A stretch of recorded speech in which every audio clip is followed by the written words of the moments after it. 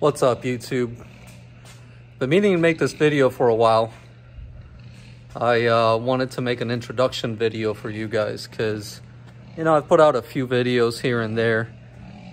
Nothing crazy, but, you know, I don't know. I feel like I do a lot of different projects and a lot of stuff that I like to share with everybody. A lot of DIY stuff. DIY, yep, I said that right. I don't know, I posted some videos and some people kind of commented on them and some people liked them, and I have 8 followers, I think, right now. So anyway, I'm more just kind of doing this just to kind of bring you guys along with something I've got going on. Something that's parked right behind me. Some of my previous videos had an E92 BMW in them. Okay, and basically what I did was that vehicle ended up spinning a rod bearing, and I had some issues with it, you know, typical BMW stuff. So what I did is I fixed the engine, put it in, got it running really well, and then somebody actually wanted to buy it from me, made me a really good offer, and well, had to let her go. But since that happened, I've had this kind of void in me, right? I've had this this itch to get a new project, and you know, I've been like, man, what do I do? So I've been searching and searching and searching, and voila, I got it. Okay, so basically, you know, to give you a little idea, I'm really into cars. What I do for a living is I sell cars for a living. I've been in the car industry for a little over 15 years. And I actually, I graduated from Universal Technical Institute.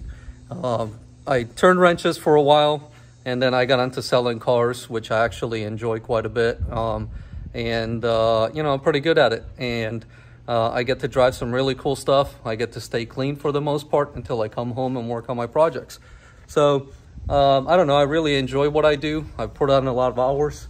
So most of the videos you're gonna see from me, a lot of them you're gonna notice that are at nighttime, okay? Obviously right now I'm filming during the day, but a lot of them are gonna be at nighttime. So one of the things that I'm gonna work on is just kind of, you can see my garage in the background here. It's pretty messy. Also the lighting's pretty crappy. So what I'm gonna do is I'm gonna get better lighting. I'm gonna take care of all this. Okay, I'm gonna finish these cabinets. I got the last 3 doors that I gotta spray. I'm always doing something. And then basically my plan is to clean my entire garage. Okay, not very big, but everything that I could possibly ever need is in here. Okay, I got a welder, little welder in the corner over there. Cheap welder. That little toolbox over there is filled to the brim with tools. You can't even fit anything else in there. And then I have some other tools in the attic. I've got a shelf, okay? That's filled with all kinds of stuff. And you'll see that I actually do some pretty cool projects as well. So let me tell you a little bit about the cars that I have. Oh, sorry, put my hand in front. Let me tell you a little bit about my cars, okay? Old Faithful. I call this one Cream Puff. I'm gonna flip you guys around, okay? I actually painted this car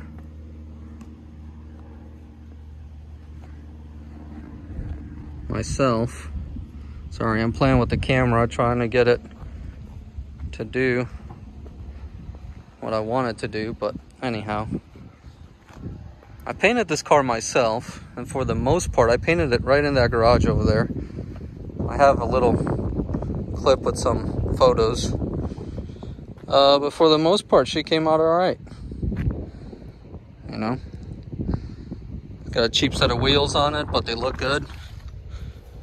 The paint for the most part is okay. So you get to the front lip, then it gets kind of wonky.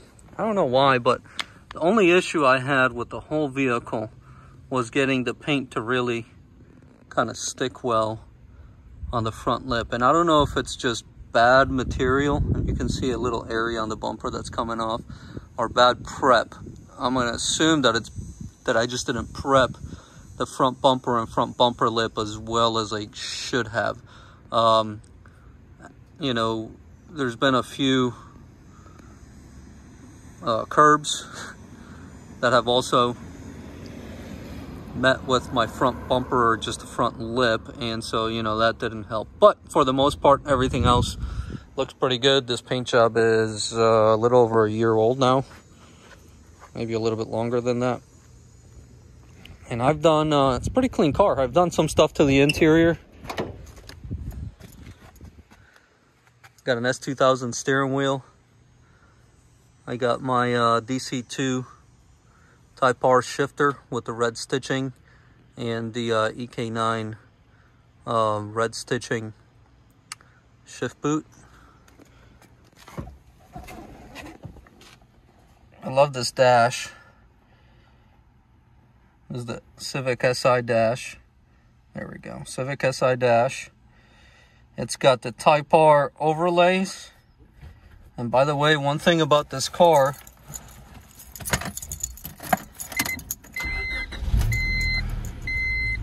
she runs great. There's absolutely no lights on. That one up there is just the e-brake light. See that? But there's no lights on. The car runs great. I've had it for about 8 years. I also have the Civic Si radio, and I have all the amber lighting to go along with it. So I've done all that. The S2000 steering wheel, by the way, I bought it for my buddy. It was pretty beat up, and I rewrapped it with the Me Want cover, and it came out pretty good. I'm also going to be doing that on the next car I show you, which is the one that I just picked up, and it's my 80. Let's see if we can get this to focus better. There you go. All right, so a little story about this car. It's got an ARB front bumper on it with a Warn winch, 8,000 pound winch, I believe that is. And it's got this front trailer hitch, which at first I was going to get rid of it because that was installed after the fact. After they installed the bumper, it did not come with that bumper. But then I did a little research on what they actually use these front hitches for. It's actually really cool, and I am going to keep it on there. I'm going to clean it up so it looks good, but I am going to keep it up there because there's a bunch of different things you can do. You know, what I can do is I can put a tray right here, you know, for stuff that I want to carry on trips. I can also put a bike rack in the front. You know, if I'm towing a trailer in the back, I can put a bike rack in the front. I'm also not very tall. I'm about 5'6", and getting into the engine bay is pretty difficult, especially with this big old front bumper. So what that's going to allow me to do is put a step right there. I know some of you are going to laugh about that, but anyway, hey man, I like to be comfortable, and if I can put a step on there, that'll really kind of help me get in the engine bay. The car's not perfect, but she is in pretty good shape. So she's got a little scratch there. She's got some really nice, you know, fairly new tires. These are Nitto Terra Krappler all-terrain tires. I'm talking all of the terrains, and some Pacer wheels. But as we go around, you know, this is a 1997, and yeah, she's got a few flaws here and there. She had a bunch of stickers on it, and one thing you're going to learn about me is that I do not like stickers on my cars. The stickers go on the toolbox. And yeah, it's got a license plate. I don't care if you see the license plate. Ain't got nothing to hide. One thing I love about these is the tailgate. I just love a tailgate. All right, so obviously you're seeing some engine parts in the back of the vehicle. I got a killer deal on this thing, and the reason for it is because it had a blown head gasket. Now, that should have been kind of a rather easy fix. Actually, let me take you guys around under the hood. I'll give you the walk around inside the car, but a head gasket would normally be a pretty easy fix. However, in this case, they left the head gasket, or not the head gasket, they left the whole head in the rear of the vehicle, and then they left the cast iron block exposed. Okay, add in a couple drips because I don't think the seal right here is working very well. And guess what? Yep, some good rainstorms. Now I have water getting into the bores. So what would have been a pretty easy fix to get this going, maybe send the head out to a machine shop and, you know, keep everything covered. And if you took it apart properly, you know, you wouldn't have this issue. But now the whole engine has to come out because there is absolutely no way that the engine's going to run properly with all that rust on the bores. So I don't know what I'm going to do with this short block yet. To be quite frank, I think my plan is to buy a short block brand new from Toyota, Toyota, Lexus, whatever you want to call it. And currently the head, I did ship it out to a machine shop in Charleston, South Carolina, called Simmons Machine and Balancing, or Balancing and Machine. And basically what I'm waiting for is for them to tell me whether we can fix the head or not. I think as far as warpage is concerned, you know, there's a question there because this is a very long head. It's a big, you know, aluminum head that goes on this 1FZ 4.5 liter inline six beast of an engine.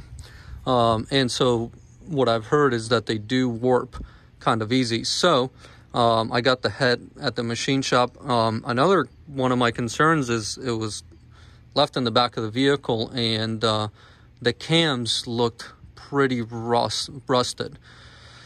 So I'm hoping they can fix them. I'm hoping they can clean them up and they're not pitted too bad. So I'm waiting to hear from the machinist to see what he says. I do have a backup plan for a head that if, you know, the head off of this engine is not good, we can't fix it, not worth fixing, whatever the situation is, I have another head that I can purchase and just send it to them and, you know, and get it worked that way and still put a brand new short block.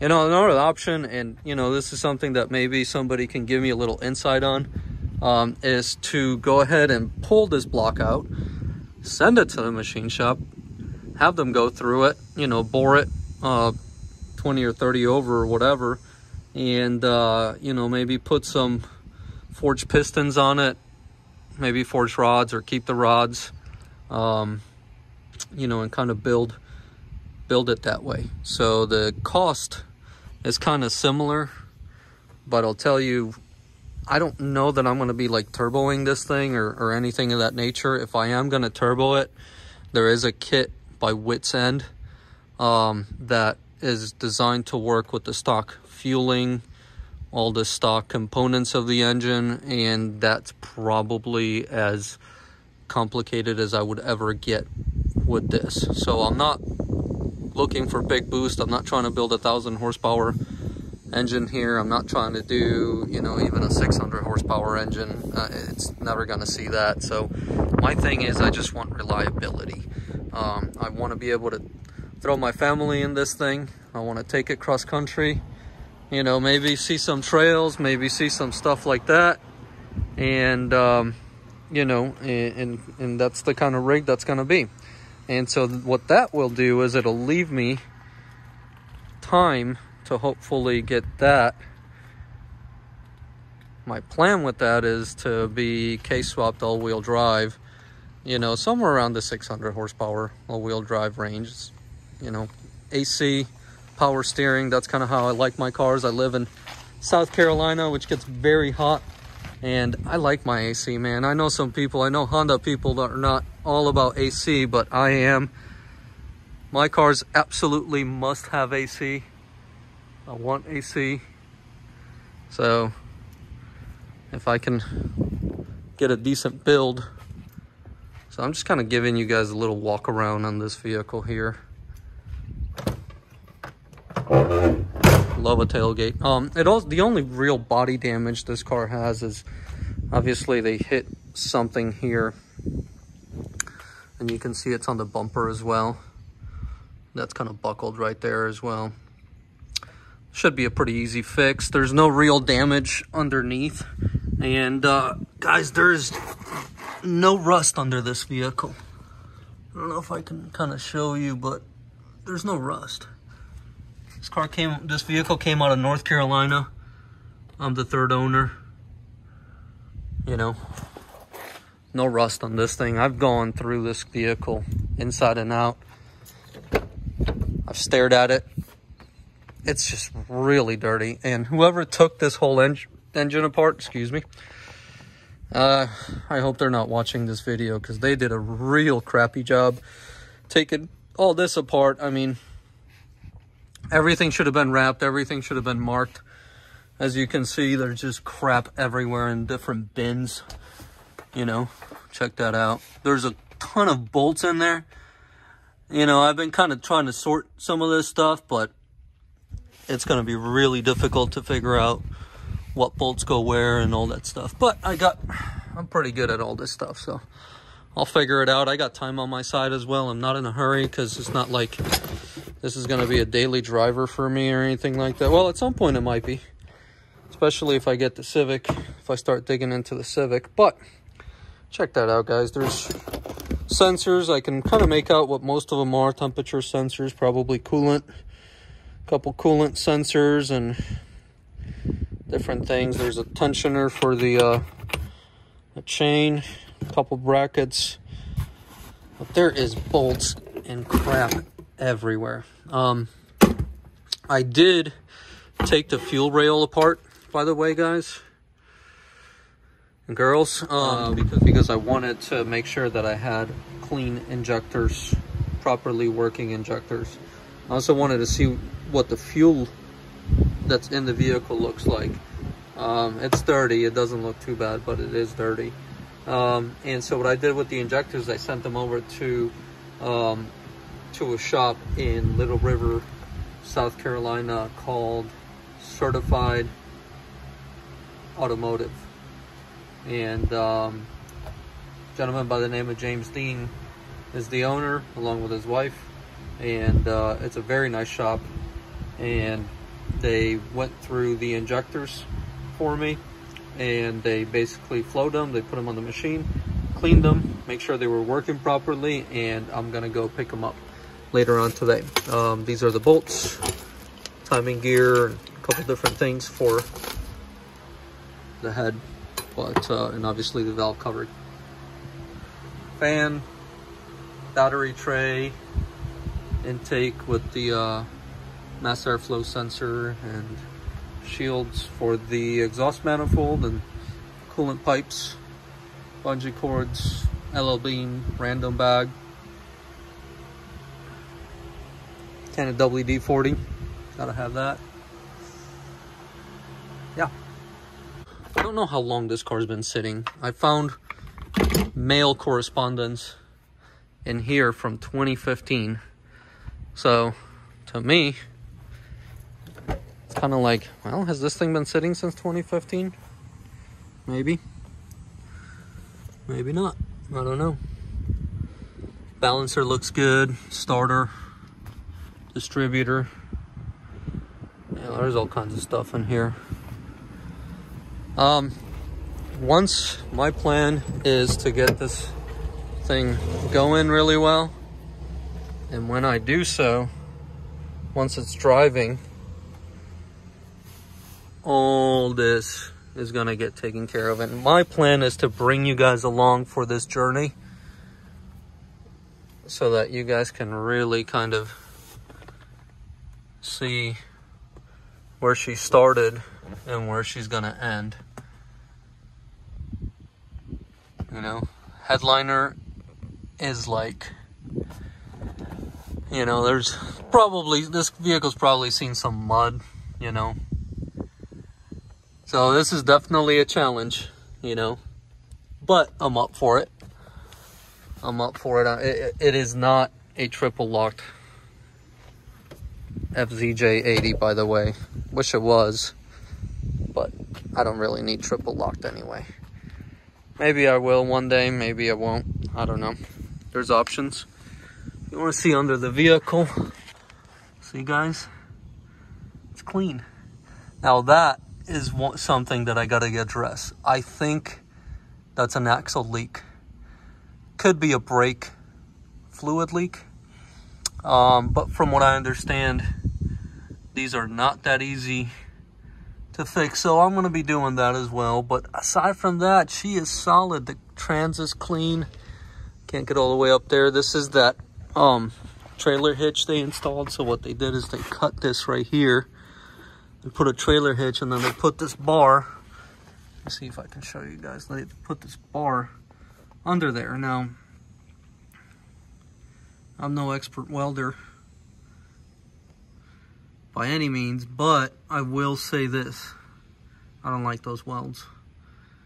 This kind of looks a little janky. So my plan is to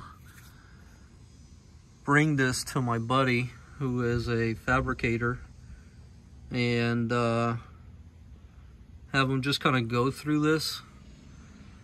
And I'm gonna try to paint it, just this area, kind of mask everything else off so that it kind of matches. And I don't want to see any rust on here, like all this stuff. I know you build it after you start putting stuff in here. I know it kind of builds up, but I want it to be clean. I like my cars clean, you know. And I got to get all this residue off from the stickers. I mean, they kind of, yeah, they put a sticker over the ARB 4x4 accessories. Who does that? Come on, guys. You want to see that stuff. You know what I'm saying? That's kind of what makes it cool. Anyway, I have some stuff. The car did come with a brand new radiator. They have. It's funny. These things have ashtrays everywhere. Not a single cup holder. Well, there's something that looks like a cup holder up front, but you can't fit a decent cup in there. But so you can smoke all you want in this car, but God forbid you have a drink on you, you know, a soda or a coffee. Love these windows. Like I said, this thing was covered in these stickers. Some of them were pretty cool, but I just don't like stickers. Anyway, super excited. Super excited to dig in on this Land Cruiser beast. I don't know what I'm gonna call her yet. The Civic, by the way, I don't know if I mentioned this already, but the Civic's name is Cream Puff.